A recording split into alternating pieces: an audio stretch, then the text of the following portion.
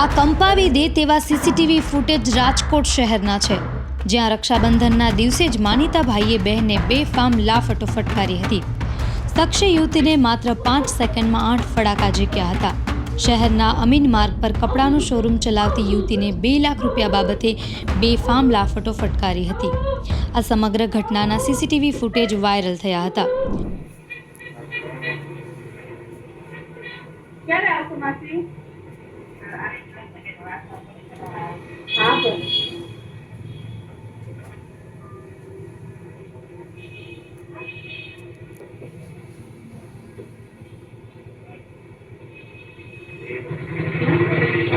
હિસાબ કરી લઈ લે તારા જે છે બધાય હા તો મેં તે 50 કાઢ્યા ને 50 સમાજ બીજું કાંઈ નથી. પછી મારી કાઢ્યા ને 50 કાઢ્યા.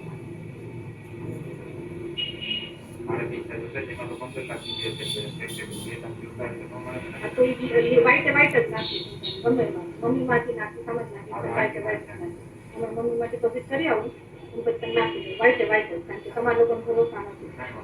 તમે લોકો ભરોસા લાયક નથી. ભગવાનમાં મને પૈસા લેવાનું ફોન નહીં કરવાનો.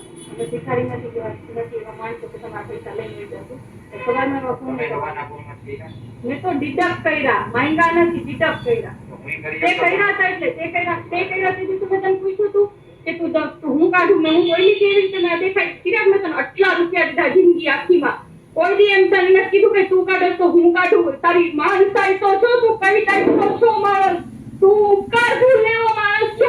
દર્શન કરવા પૈસા કાઢે. દર્શન કરવા નહીં તું ઉપકાર ભૂલા લેવો માણસ છો.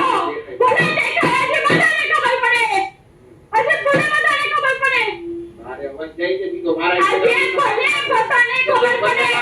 બધાના પેટીની વસ્તુ નથી. તું કાઢે છે હું કાઢતી નથી તો હું કાઢું કેમ કરવા કેમ જરૂરી છે? તારે કાને જોઈ મારે તારે કાને આતો તારે કેમ જવાને છે? મે બોલ પેલા નહીં બોલાય. સવારમાં કેમ ફોન કરે પૈસા કાઢવા? તો પૈસા નહીં લાવે તો કે હવાના 7 વાગ્યા ડિડક્ટ તો થઈ જાય. તો ડિડક્ટ તો તે આયા બપોરે 11 વાગે કરાવડાવી લીધા હતા. તારું જોતા હતા તો બેની વાઈટ પીવાના પૈસા લઈને તું કેમ નથી લેતી એમાંથી? મેં શું કીધું તને? મેં કીધું તું વાઈટ ના લેવાના એટલે હુંય વાઈટ ના લઈશ. નિયમ બધા માટે સરખા હોય. નિયમ બધા માટે સરખા હોય. વાઈટની એન્ટ્રી એટલી બધી વાપરતી ન પડે. કેમ તો તારે જોતા નથી કેમ પડી? આ તો 50 ની ભાઈ તું મેં 50 ની પડી. મેં 50 ની પડી. તો કાઈ વાંધો નહીં. મેં 50 ની પડી. અને આજે બપોરે બેસીને ચોપડા લખ અને કર ધંધો બંધ.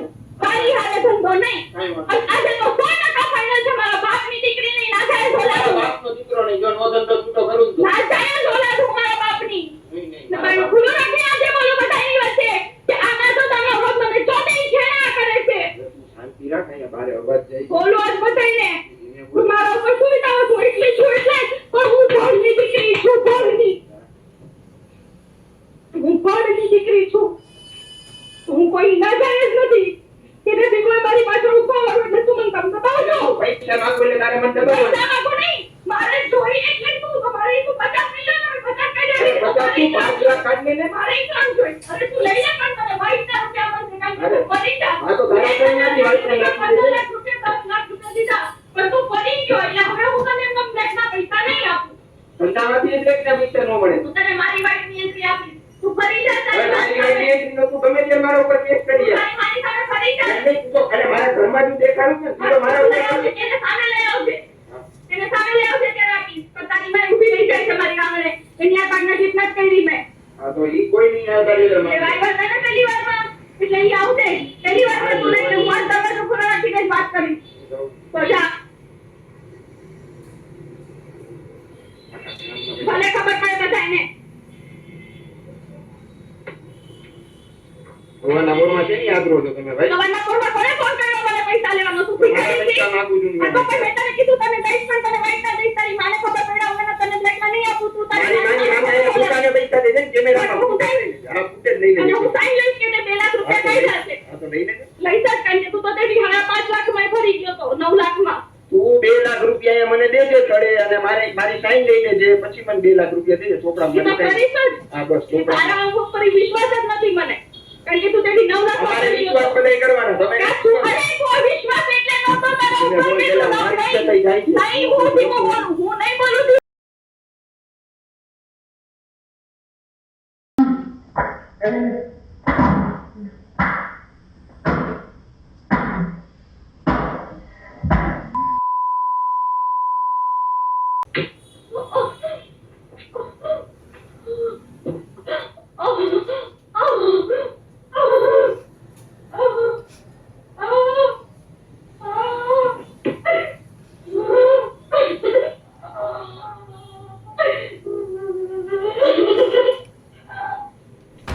મળતી માહિતી મુજબ યુવતીએ આરોપી ચિરાગ ચંદારાણાને માનીતો ભાઈ માન્યો હતો. ચિરાગની આર્થિક સ્થિતિ સારી ન હોવાથી વગર રોકાણે ભાગીદાર પણ બનાવ્યો હતો. 23 ઓગસ્ટે ચિરાગ શોરૂમ આવી 2 લાખ રૂપિયાની માંગણી કરી હતી.